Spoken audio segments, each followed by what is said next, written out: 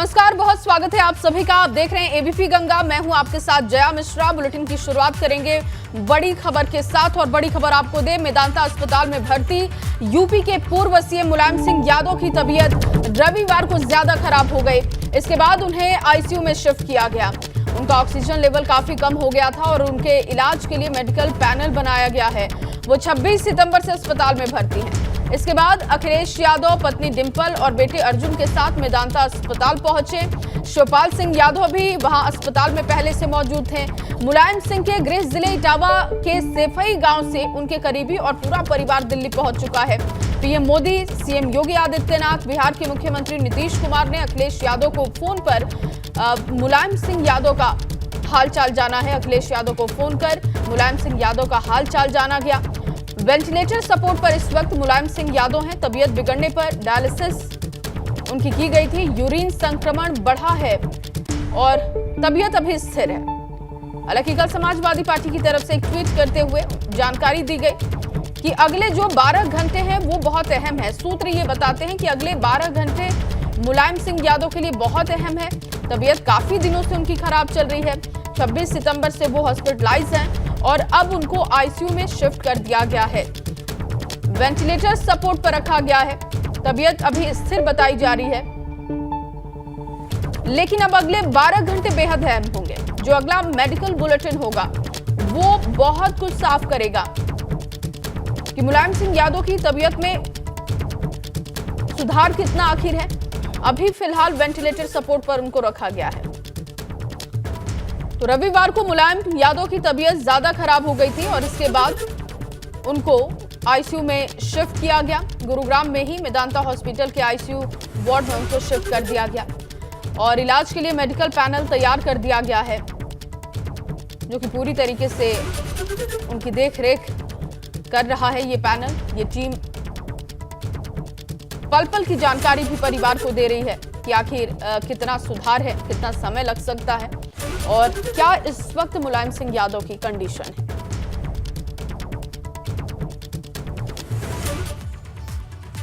और चलिए आगे बढ़ेंगे। धरतीपुत्र मुलायम सिंह की तबीयत बिगड़ने की खबर मिलते ही सेफई में सन्नाटा पसर गया।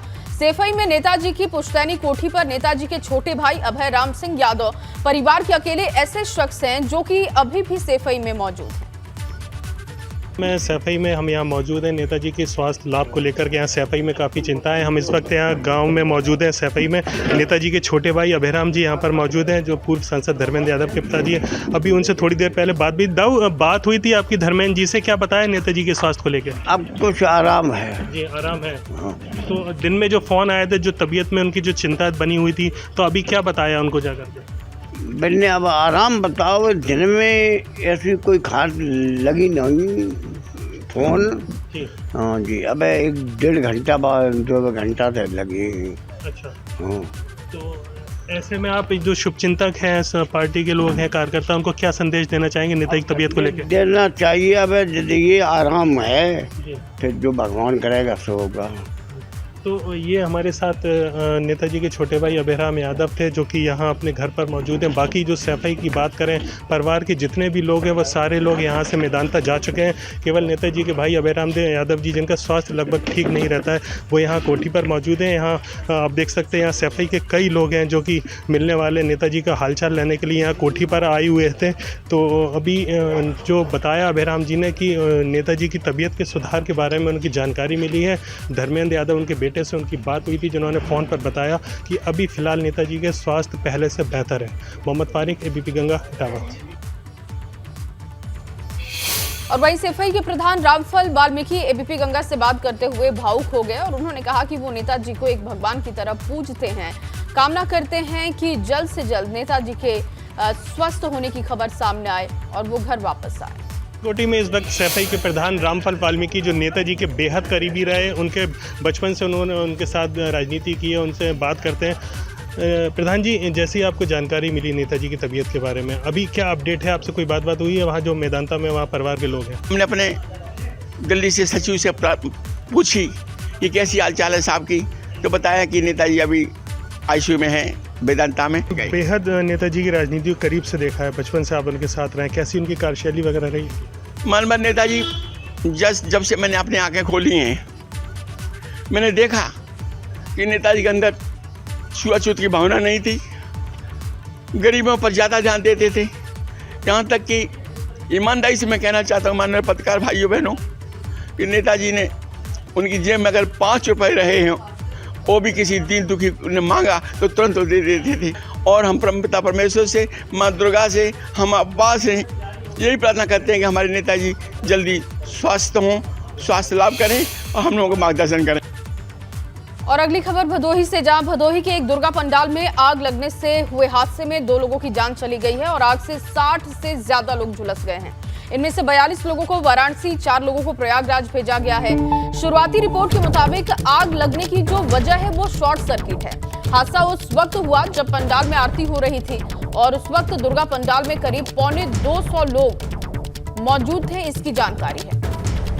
वाराणसी में 42 लोगों का इलाज हो रहा है और आई में 18, प्रयागराज में 4 लोगों का इलाज हो रहा है। 60 से ज्यादा लोग जो कि घायल बताए जा रहे हैं और लगभग 175 के आसपास लोग उस वक्त मौजूद थे दुर्गा पंडाल में। कल सप्तमी का भी दिन था और माता के पंडाल में काफी भीड़ थी। 60 से ज्यादा लोग जो कि इस वक्त झुलसे हुए बताए जा रहे हैं। 2 लोगों की जान चली गई है इस हादसे में। देखिए तस्वीरें आप देख सकते हैं, वहां पर जो मूर्तियां थी वो भी जल चुकी हैं। पंडाल की स्थिति आप देख सकते हैं और बताया जा रहा है कि आरती का वक्त था, शॉर्ट सर्किट होने की वजह से ये आग लगी। हालांकि पुलिस की टीमें वहां पर पहुंची और तफ्तीश शुरू कर दी गई। जो लोग घायल हैं उनको हॉस्पिटलाइज करा दिया गया है। और वहीं मुख्यमंत्री योगी ने भदोही के औराई में दुर्गा पंडाल में लगी आग का संज्ञान लिया। उन्होंने निर्देश दिए कि दुर्घटना में घायल लोगों का समुचित उपचार कराया जाए और घायलों के शीघ्र स्वस्थ होने की भी उन्होंने कामना की है। बड़ी खबर इस वक्त आपको दे रहे हैं। दुर्गा पंडाल में आग लगने के बाद 42 लोग झुलसे, लेकिन अब ये संख्या जो है वो 60 के पार है। घायलों के सही इलाज के निर्देश मुख्यमंत्री की तरफ से हैं। 2 लोगों की जान चली गई है। पंडाल में करीब 175 लोग उस वक्त मौजूद थे जब मां की आरती हो रही थी और शॉर्ट सर्किट की वजह से यह हादसा हुआ।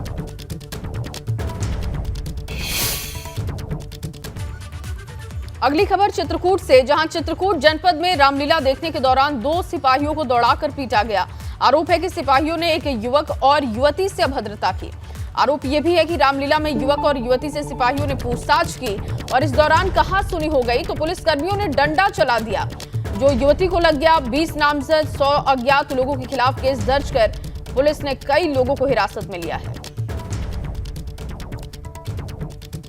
20 पर केस दर्ज हो चुका है, कई लोगों को हिरासत में ले लिया गया है।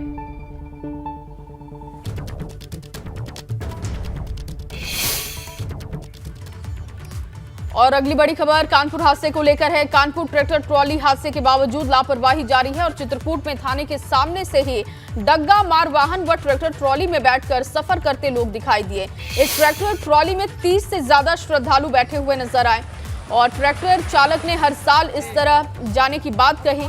उन्होंने कहा कि किसी ने भी उनको रास्ते में नहीं रोका। देखिए तस्वीरें आप देखिए, जहां एक तरफ कानपुर रोड हादसे में 26 लोगों की जान चली गई, वहीं दूसरी तरफ देखिए अभी भी लोग लापरवाही से बाज नहीं आ रहे हैं। हालांकि मुख्यमंत्री की तरफ से ये अपील की गई थी कि सिर्फ इस तरीके के वाहनों का जो उपयोग है वो सिर्फ माल ढुलाई के लिए आप कर सकते हैं। कम से कम अपनी जान को जोखिम में डालकर इस तरीके से सफर ना करें। चलिए आगे बढ़ेंगे और ये खबर स्वास्थ्य विभाग का सच दिखाती है।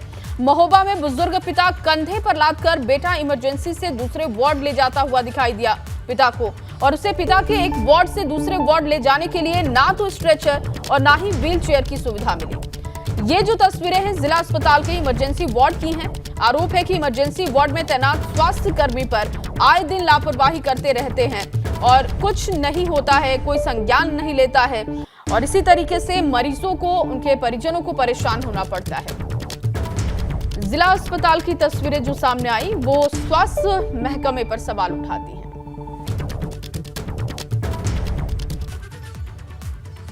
और वहीं ताजमहल के 500 मीटर के दायरे में व्यवसायिक गतिविधि बैन है। सुप्रीम कोर्ट के आदेश के बाद आगरा विकास प्राधिकरण जांच कर रहा है। 17 अक्टूबर तक दुकान बंद करने को कहा गया। बड़ी संख्या में व्यापारियों ने केंद्रीय मंत्री एसपी सिंह बघेल को समस्या सुनाई। इस दौरान केंद्रीय मंत्री ने कहा कि विकास प्राधिकरण और स्थानीय प्रशासन से बात करेंगे।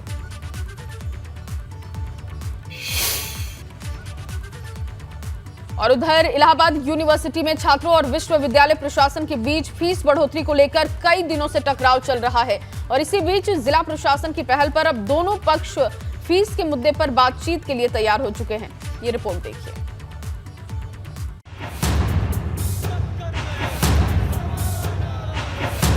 इलाहाबाद सेंट्रल यूनिवर्सिटी में विश्वविद्यालय प्रशासन की तरफ से फीस बढ़ोतरी के फैसले के खिलाफ छात्रों की नाराजगी और विरोध प्रदर्शन बरकरार है। इसी बीच आज यूनिवर्सिटी प्रशासन और छात्रों के बीच जारी गतिरोध में नरमी सामने आई। फीस वृद्धि का विरोध कर रहे छात्र अब यूनिवर्सिटी प्रशासन से इस मुद्दे पर बातचीत के लिए तैयार हो गए हैं और अब 4 अक्टूबर को यूनिवर्सिटी कैंपस में ये बातचीत होगी। उनकी बातों को सुना गया है और संभवतः 4 तारीख को छात्रों की यूनिवर्सिटी प्रशासन के साथ बातचीत है, तो ये बातें उनके साथ रखी जाएंगी और हमारे अधिकारी भी उस बातचीत में रहेंगे और प्रयास किया जाएगा कि कोई एक बिंदु जहाँ पे दोनों है वहाँ पे एक बिंदु पे पहुँच सके। तो फीस वृद्धि को लेकर छात्र कई दिनों से लगातार प्रदर्शन कर रहे हैं और फैसला वापस लेने की मांग पर अड़े हुए हैं, लेकिन जिला प्रशासन और पुलिस ने छात्रों को यूनिवर्सिटी प्रशासन से बातचीत करने की पहल की, जिसके बाद अब दोनों पक्षों के बीच बातचीत का रास्ता खुल गया। फाइनल डिसीजन यह हुआ कि 4 तारीख को विश्वविद्यालय प्रशासन से हमारी वार्ता कराई जाएगी। उस वार्ता में हम भी अपना पक्ष रखेंगे, वह भी रखेंगे और उसी दिन निर्णय लिया जाएगा। लेकिन हाँ, यह भी एक सराहनीय कदम है कि कम से कम संवाद तो स्थापित हुआ, संवाद तो कराए जाने के लिए एक प्लेटफॉर्म बना। अब सभी छात्रों को इलाहाबाद यूनिवर्सिटी प्रशासन के साथ 4 अक्टूबर को होने वाली बातचीत का इंतजार है और छात्रों को उम्मीद है कि इस बैठक में 4 गुना फीस वृद्धि के फैसले पर विश्वविद्यालय प्रशासन कोई ऐसा फैसला ले सकता है जो छात्रों के हित में होगा। बहरहाल क्या कुछ होगा इसका फैसला तो 4 सितंबर को होने वाली बैठक में ही होगा, लेकिन जो जिला प्रशासन और पुलिस प्रशासन ने एक बैठक का आयोजन कराया है यूनिवर्सिटी प्रशासन के साथ 4 सितंबर को, उसे लेकर छात्र उत्साहित जरूर नजर आ रहे हैं। कैमरामैन रोहित श्रीवास्तव के साथ मोहम्मद मोइन, एबीपी गंगा, प्रयागराज। और अब बात राजभर के 24 वाले खेल की भी करते हैं। इन दिनों राजभर सावधान एक्सप्रेस लेकर यूपी से बिहार नापने निकले हैं। अब राजभर का रथ ताजनगरी आगरा पहुंचा, जहां राजभर ने अखिलेश यादव पर हमलों की झड़ी लगा दी। दरअसल जब से राजभर का अखिलेश से तलाक हुआ है, तभी से राजभर अखिलेश यादव पर फायर हैं, क्योंकि राजभर जहां जाते हैं उनके निशाने पर सिर्फ और सिर्फ अखिलेश यादव की नजर आते हैं। लेकिन सवाल बड़ा है कि राजभर 24 में खेला कर पाएंगे, क्योंकि राजभर के खिलाफ एक खेल उन बागियों ने पहले से कर दिया जिसकी काट राजभर अभी तक खोज नहीं पाए हैं। रिपोर्ट देखिए। राजभर की हुंकार, आगरा से ललकार, 24 में खेला वाला संदेश, निशाने पर अखिलेश। लखनऊ से पटना को नापने निकले राजभर के सावधान यात्रा को 7 दिन पूरे हो चुके हैं। रविवार को राजभर के सावधान एक्सप्रेस जब ताजनगरी आगरा पहुंची तो यहां गर्मजोशी से समर्थकों ने राजभर का स्वागत किया, जिसे देखकर राजभर का जोश 7वें आसमान पर पहुंच गया। कहने के लिए आगरा भाजपा और बसपा का गढ़ है, लेकिन राजभर के निशाने पर हर बार की तरह इस बार भी अखिलेश यादव ही थे। अब यहीं अगर आप बात करिए, पहले चरण के चुनाव में कश्यप पाल प्रजापति को टिकट समाजवादी पार्टी ने नहीं दिया, दूसरे चरण में नहीं दिया, तीसरे में नहीं दिया, चौथे में नहीं दिया। तो अब आप जब राजनीतिक भागीदारी नहीं दे सकते हो, नाई गोंड कुम्हार लोहार नहीं दे सकते हो, तो आप किस बात के लिए वोट आपको क्यों लोग देंगे? जब सरकार बन जाएगी तो एक जाति की सरकार चलाओगे। गौरतलब है कि जब से राजभर और अखिलेश यादव के बीच सियासी तलाक हुआ है, तब से राजभर समाजवादी पार्टी पर लगातार हमलावर है और इस जंग में उन इस्तीफों ने आग में घी डालने का काम किया है जो बीते 1 महीने में सुभाषपा के खेमे में हुए। राजभर ने सुभाषपा में मची टूट के लिए सीधे तौर पर अखिलेश यादव को जिम्मेदार बताया। इधर भी स्थितियां कुछ ठीक से नहीं चल रही, अपने आपके साथ छोड़ के जा रहे हैं। चाहे वो अगर बात कर ले गाजीपुर में, इन जगहों पे अगर बात कर ले, इसके अलावा वाराणसी की भी बात कर ले, क्या वजह हो गई? पार्टी में फूट क्यों हो रही है? क्या वजह? क्या आगे उन लोगों को भी जोड़ेंगे, ऐसा है क्या या क्या है? वो लोग रो रहे हैं पूछिएगा, वो लोग रो रहे हैं पार्टी में आने के लिए, कहीं कोई मिल नहीं रहा है और हमारे कार्यकर्ता नेता जोश में हैं। वो लोग रो रहे हैं कि हम लोग गलत कदम उठा लिए। दरअसल राजभर को लगता है कि उनकी पार्टी में जो भी इस्तीफे हुए उसके पीछे अखिलेश यादव का ही दिमाग है, क्योंकि जिन नेताओं ने सुभाषपा से इस्तीफा दिया उन नेताओं ने 2 पार्टी भी बना ली है। एक पार्टी शशि प्रताप सिंह ने राष्ट्रीय समता पार्टी के नाम से बनाई है, तो दूसरी पार्टी महेंद्र राजभर उर्फ कटप्पा ने सुहेल देव स्वाभिमान के नाम से बनाई है। ये दोनों ही राजभर को पूर्वांचल में चुनौती देने का काम कर रहे हैं, लेकिन राजभर बगावत से दूर यूपी के साथ साथ बिहार की राजनीति को साधने का दम भर रहे हैं, जिन्होंने 17 महीने पहले ही यूपी की सभी 80 सीट और बिहार की सभी 40 सीटों पर ताल ठोकने का ऐलान कर दिया। ज़्यादा लोगों को दर्द हो रहा है पटना क्यों जा रहे हैं। पटना जबकि हम 2004 से हम चुनाव लड़ते हैं विधानसभा और लोकसभा के, तो वहाँ एक साल यहाँ मनाते हैं तो एक साल पटना मनाते हैं। तो बिहार को उसका क्या इरादा है सर? नहीं, चुनाव लड़ते हैं, पार्टी चुनाव लड़ती है विधानसभा के भी। अभी आपने देखा उत्तर प्रदेश में आ रहे हैं, आप बिहार जा रहे हैं नीतीश कुमार। ये तो लोकतंत्र है, कोई यहाँ आएगा कोई वहाँ जाएगा, ये तो क्रम है। अब दिल्ली में केजरीवाल अब गुजरात चले गए हैं, पंजाब चले गए, तो ये तो हमारा सटा हुआ है। मतलब एकदम सीधा है, राजभर अपनी ताकत को धार देने में जुटे हैं, लेकिन बड़ा सवाल यह है कि क्या राजभर की छड़ी बिना सहारे के खड़ी हो पाएगी, क्योंकि 2017 में 4 सीट और 2022 में 6 सीट उन्हें भाजपा और सपा की मदद से मिली। मतलब राजभर को किसी न किसी सहारे की जरूरत ही रहेगी। अब क्या ये तलाश भाजपा पर जाकर खत्म होगी, क्योंकि जब भी बात सीएम योगी या भाजपा की आती है तो राजभर की जुबान मुलायम हो जाती है। Bureau report, ABP Ganga. और चलिए इसी खबर के साथ इस बुलेटिन में बस इतना ही। आप बने रहिए एबीपी गंगा के साथ।